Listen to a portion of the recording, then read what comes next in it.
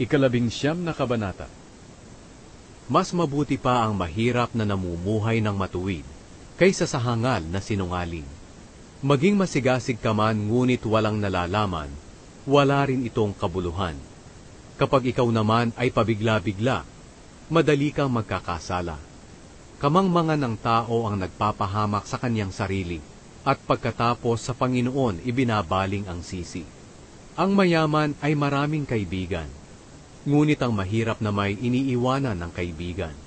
Ang saksing sinungaling ay parurusahan, at ang nagsisinungaling ay hindi makakatakas sa kaparusahan. Marami ang lumalapit sa pinunong mabait, at sa mapagbigay, ang lahat ay nakikipagkaibigan. Ang mahihirap ay iniiwasan ng mga kamag-anak, at lalo na ng mga kaibigan. Kapag sila ay kailangan, hindi sila matagpuan. Ang taong nagsisikap na magkaroon ng karunungan ay nagmamahal sa sarili, at ang nagpapahalaga sa pangunawa ay uunlad. Ang hindi tapat na saksi ay parurusahan, at ang sinumang nagsisinungaling ay mapapahamak. Hindi bagay sa taong mangmang ang mamuhay sa karangyaan, at mas lalong hindi bagay sa isang alipin ang mamuno sa mga pinuno. Kung ikaw ay mahinahon, nagpapakita lang na marunong ka.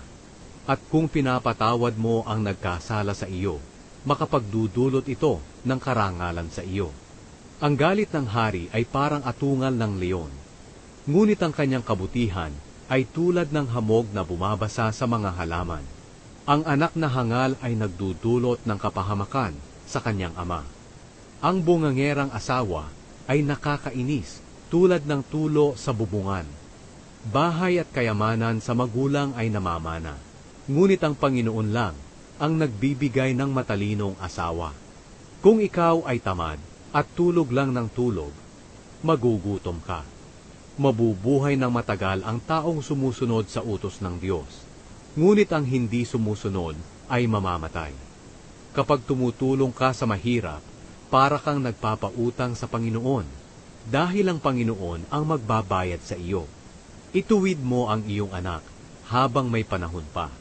Kung hindi mo siya itutuwid, ikaw na rin ang nagpahamak sa kanya.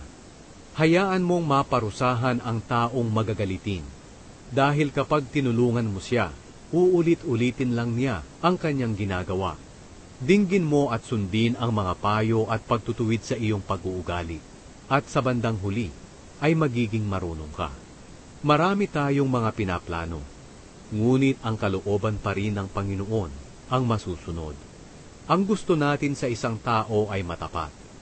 Mas mabuti pang maging mahirap kaysa maging sinungaling. Ang pagkatakot sa Panginoon ay magdudulot ng mahabang buhay, kasapatan at kaligtasan sa kapahamakan. May mga taong sobrang batugan, kahit ang kumain ay kinatatamaran. Ang mapanuya ay dapat parusahan, para ang katulad niya ay matuto na maging marunong.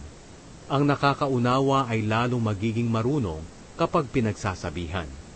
Kahiya-hiya ang anak na malupit sa kanyang ama at pinapalayas ang kanyang ina.